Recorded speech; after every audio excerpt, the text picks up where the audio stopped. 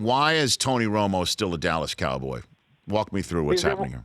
Because I don't think that there's any motivation to get anything done. And this isn't the Cowboys doing wrong by Romo, because I don't think the two suitors, their situation isn't going to change.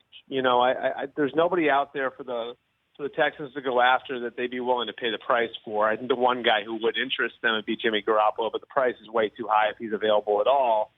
And the Broncos have Paxton Lynch and Trevor Siemian, who they're comfortable with. So neither of the suitors are going to go anywhere. And now we've basically got a staring contest between the Cowboys and the Broncos and the Texans. And my feeling is the Texans are motivated to make a run at Tony Romo. The Broncos are more in the kind of kick the tires category, and the Cowboys are sitting there saying, well, this contract actually is tradable. He's only due $14 million this year. That's a below-average rate for a starting quarterback. So you should want to trade for him, but neither of the teams out there are motivated to do it because they know eventually he's going to be released. And again, there's no tension point here. There's no deadline. Well, when is that deadline? When is it? The draft? The deadline would be the beginning of. To me, would be the beginning of the off-season program, which is the middle of April. And so, if you're the Cowboys, you probably don't want to make it awkward and have Tony Romo walking back through that door. Which, okay.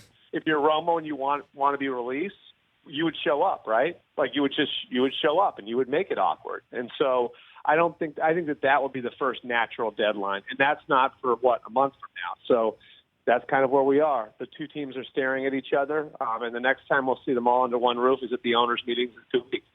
Yeah, and Jerry will be asked all about that. That's interesting. So the first one will be the owners' meeting, but that's just a moment where you got to interesting. Yeah, but as the long as you can take the offseason, of answering the question. Right. The off-season program's a real one. one. The off-season program is, if you're the Cowboys and you're trying to say, okay, this is Dak Prescott's team now, do you want number 9 walking back through that door?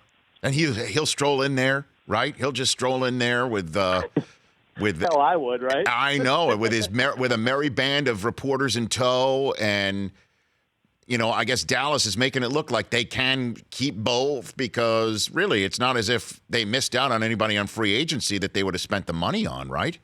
Right, and they're going to have to take a cap hit either way, and right. So it's just kind of like there's a cap hold there, and if they're going to designate him a June 1st cut, which would which would clear a bunch of money for this year, well, they've got to carry his number until June 1st anyway, even if he's already been released, and so it's just, I think we'll probably look back at this in the fall and laugh, and sure. They'll be playing for the Texans or Broncos or, but right now there's no deadline to motivate anything. And so the Cowboys are doing, what I think that is the smart thing to do, which is you've got a commodity, see if you can get something. The Rich Eisen Show, weekdays at noon Eastern on Audience.